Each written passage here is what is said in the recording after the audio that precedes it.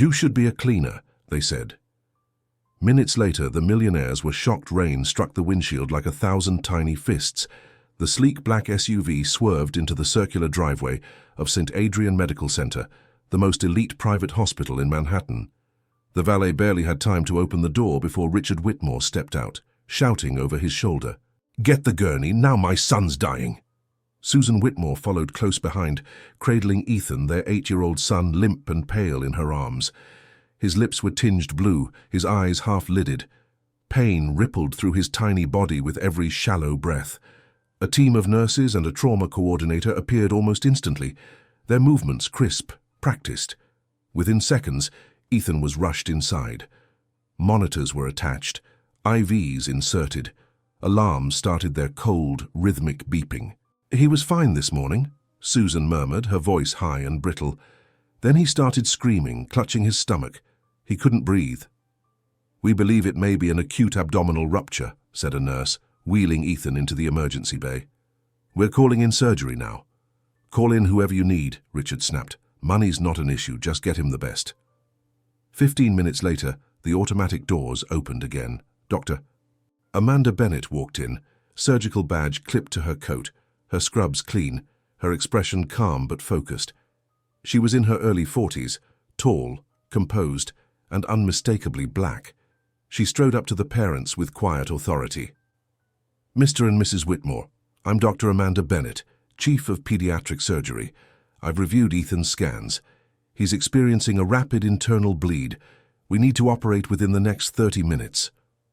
For a moment, silence. Then Richard blinked, looked her up and down and scoffed. "You're the surgeon?" Amanda didn't flinch. "Yes." "You've got to be kidding me," he said, laughing dryly. "She looks like she should be cleaning the floors, not cutting into my son." A long, terrible beat passed. Even the machines seemed to pause. Susan placed a manicured hand on her husband's arm, her voice coated in sugar but dripping with superiority. "I'm sure you're perfectly competent, but we would prefer someone with more experience. Surely there's a senior doctor available." Amanda tilted her head slightly. "I'm the most senior pediatric surgeon in this hospital. I lead this department." Richard stepped forward, his voice low, threatening. "Then bring in someone from another department. From another hospital, I don't care. You're not touching my son." Susan nodded, more composed but equally cold. "This is a high-profile case. We'd feel more comfortable with someone else." Amanda looked past them toward Ethan's room. "Your son is slipping fast. He's already losing organ perfusion. If we don't operate now, he may not survive the next hour." A hospital administrator, Dr. Elena Chen, entered, having been alerted to the rising tension. "Mr. Whitmore," she began carefully, "Dr. Bennett is not only our chief of pediatric surgery, she's one of the leading experts in high-risk abdominal procedures in the state. She's your son's best chance." "I'll decide what my son's best chance is," Richard snapped. Susan, arms crossed, said, "We didn't come to the most expensive hospital in New York to settle for what's available. We'll pay for whoever you need to fly in." Dr. Chen's voice grew firm. "There is no one else to fly in, not in time." Inside the trauma bay, Amanda approached Ethan. She ignored the rising voices behind her and knelt beside his bed. His skin was clammy, his heart rate unstable. She touched his forehead gently. "Hey, buddy," she whispered, more to him than anyone else. "I'm going to take care of you, okay?" His eyes fluttered open for a second. A faint groan escaped his lips. Amanda turned to her surgical resident and gave a short nod. "Prep or 4, call the anesthesiologist, 10 minutes. Richard stormed in. "You are not operating." Amanda straightened. "If you refuse consent, you're free to take him elsewhere, if you can find a transport team in time. But let me be clear. If we wait another 30 minutes, there may be no child left to save." Susan's face blanched. "He could die?" Amanda didn't answer. She didn't have to. The next few minutes unfolded in slow motion. Nurses moving fast, surgical tools unwrapped, gloves snapped into place. Amanda scrubbed in, her face unreadable behind the mask of professionalism. Outside the OR, Susan stood frozen while Richard paced like a caged wolf. "This is a mistake," he muttered. "We don't even know where she went to school." She went to Harvard Med, Dr. Chen said, appearing beside them. She graduated top of her class. She completed her fellowship at Johns Hopkins. She's performed over 400 high-risk pediatric surgeries. Susan faltered. Still. Richard clenched his jaw. What happens if something goes wrong? What if she saves him? Dr. Chen said quietly. The silence between them was sharp. Inside the OR, Amanda adjusted her gloves and looked at the monitors. Ethan's blood pressure had dropped again. Let's move, she said. Her voice was calm. Her eyes were focused. The clock was ticking, and she knew she didn't just have to save a child.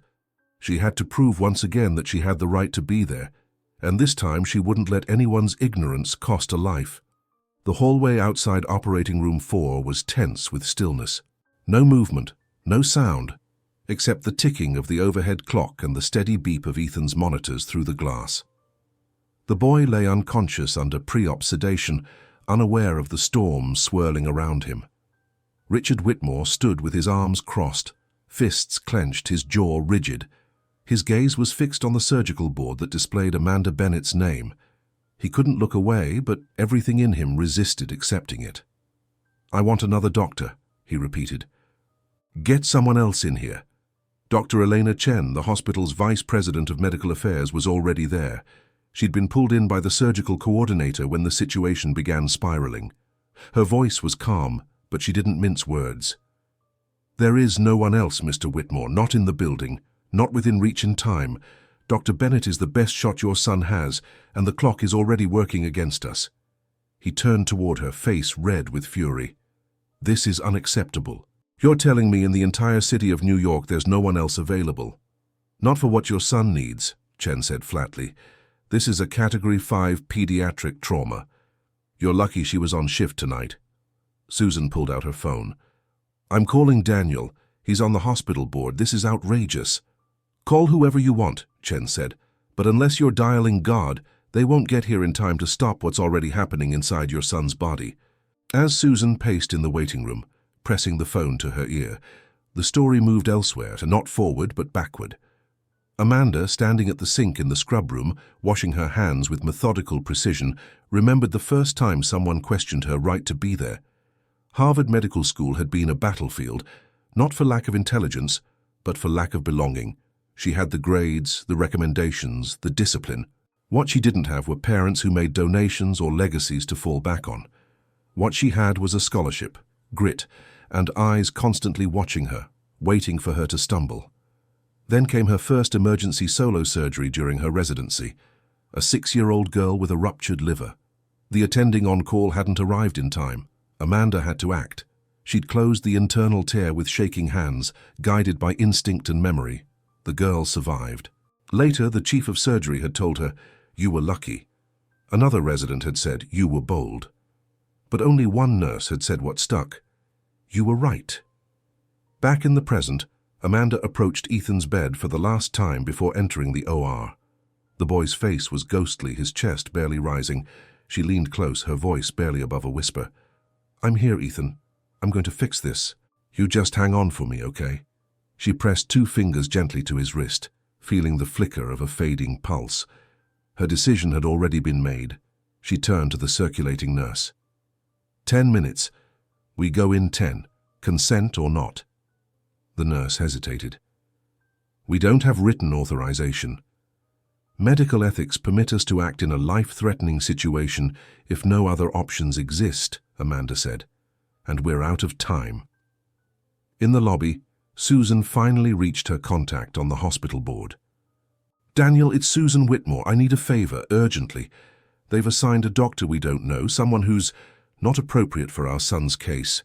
I want a senior specialist flown in or reassigned immediately." A pause. "I understand that, but—" She glanced toward Richard, who stared at the operating doors like they might explode. "I don't care what the policy is. I'm telling you, she is not the right fit." Another pause. Her face changed. "I see. Well, thank you for your help." She hung up slowly. Richard looked at her. "What did he say?" Susan swallowed hard. He said Dr. Bennett is the top pediatric trauma surgeon in the hospital, said the board won't override her authority. That's it? They're abandoning us? He said we'd be lucky she's available. Dr. Chen stepped back into view, her face unreadable. I need your decision. Right now. Susan turned to Richard. Her voice was small for the first time. We don't have a choice. His face twisted. We always have a choice. No, we don't. Not anymore. Richard exhaled, long and slow. Finally, he nodded once. Fine. But I want to observe. From the gallery. Then follow me, Chen said. Inside the OR, Amanda was already scrubbing in. The team moved around her with the smooth choreography of professionals who trusted her completely. Richard appeared behind the observation glass, his face pale under the fluorescent lights. Amanda glanced up once, just once, then looked away. Scalpel, she said calmly. Let's begin. The operating room was cold and bright, the kind of sterile light that made no room for ego, history, or fear. In here, only precision mattered. Time, blood, and breath were the currency of survival. Dr. Amanda Bennett stood centered beneath the surgical lamps, flanked by her team. Her hands were steady as stone. Her voice low and composed. Vitals? She asked. Heart rate's dropping, the anesthesiologist replied. BP unstable. He's crashing. Scalpel. She made the first incision. From the gallery above, Richard Whitmore watched through the glass with arms folded tight across his chest. His expression didn't change, but his eyes didn't leave her hands. Not for a second. Inside Ethan's small abdomen, chaos awaited. Blood had pooled where it shouldn't be, flooding tissue, compressing organs. Amanda's gloved fingers moved with confident speed. Clamp. Suction. Retractor. The collapsed bowel was pale and twisted, a clear sign of volvulus, exactly what she suspected. Tissue was dying. If they were even 10 minutes later, the entire section could have necrotized. Let's save what we can, she said. Outside the OR, Susan sat in the waiting room, clutching Ethan's stuffed dinosaur like it was a holy relic. Her designer heels sat discarded by her feet, her knees bouncing uncontrollably. For the first time, she wasn't thinking about status or connections. She was just thinking, please let my son live. She remembered the surgeon's voice, in so calm, so sure. She remembered her own voice too, the one coated with fake grace.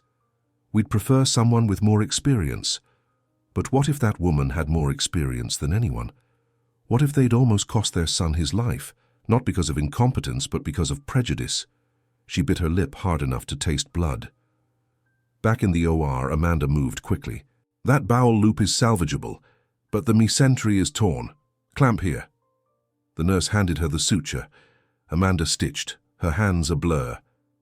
And then, a whisper of memory. Harvard Med, Year 2.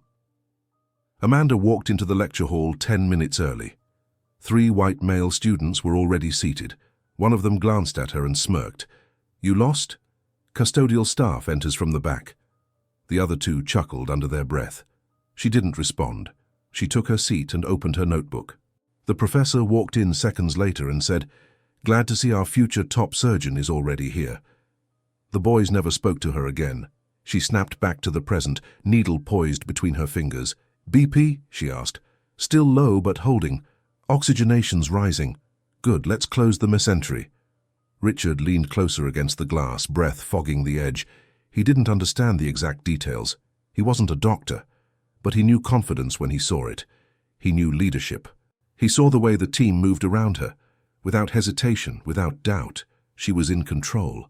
And yet, he still couldn't say it. Couldn't admit that he'd been wrong. Not out loud. Amanda tied the last knot. Vitals stabilizing, the anesthesiologist said, visibly relieved. We're coming back. A quiet smile tugged at Amanda's lips, but she didn't pause. I'm going to close. Let's keep him warm.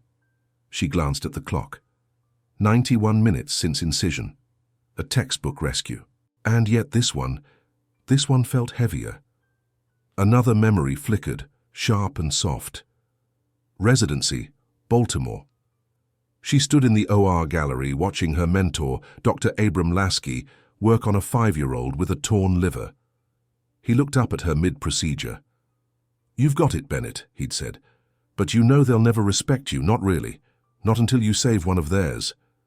She hadn't understood what he meant. Not back then. Now she did. Final sutures went in. Amanda stood back, scanned the monitors, and gave a single nod. "Let's wake him up slowly, prep for post-op care." Applause broke out from 2 scrub nurses. The anesthesiologist gave her a grateful smile. Her resident whispered, "That was incredible."